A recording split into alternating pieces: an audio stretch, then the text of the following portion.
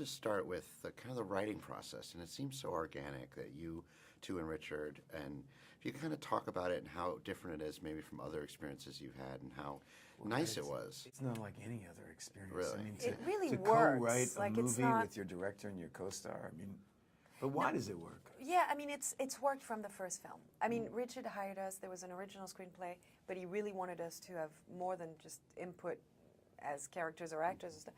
And so we started that process, and it just worked from the first day on. Like when we first went to Austin, even before we went to Vienna, you know, we spent like a week working on the screenplay, reworking everything, changing everything. It just worked. And we realized, you know, and we were young, so we thought, oh, maybe it's going to work like that with everyone. And then we realized the years went by, and then we had a special thing happening. We did Waking Life together, and we realized, oh, that connection is kind of unique. And then we did it again. That we was decided where the that's idea what of revisiting decided these us to do characters the second really one. happened. It's just being in a room together on Waking Life again and realizing, like, wow, this is really fun and creative. Fun and not and fun like haha, you know, but like real exciting, like yeah. really, you know, fun. And exciting. Jesse and Celine were fun to us. It was an interesting relationship. Well, and it's a couple, and I think that audiences that fall for a couple in a romance would love to check back in with these people over the years, and it's been really wonderful for them to be able to check in with you guys. And I was curious if you two had a couple in the heart of a movie that you wouldn't mind seeing years later. Well, it's going to say, I mean, the one that jumps to my mind is Reds. Yeah. I love that couple, you know, John Reed, Louise, and like, but he dies at the end of that movie, so they're not going to get back together, I don't think.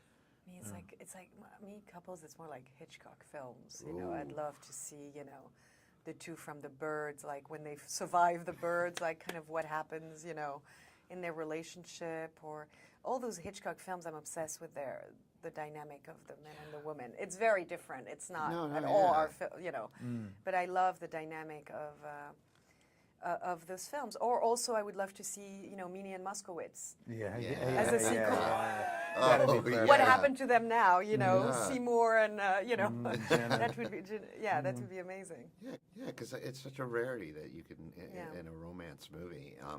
You mentioned Richard as a co-writer and a collaborator, and what do you each find so special about him as a director? It's so unique. Actors just flock to him.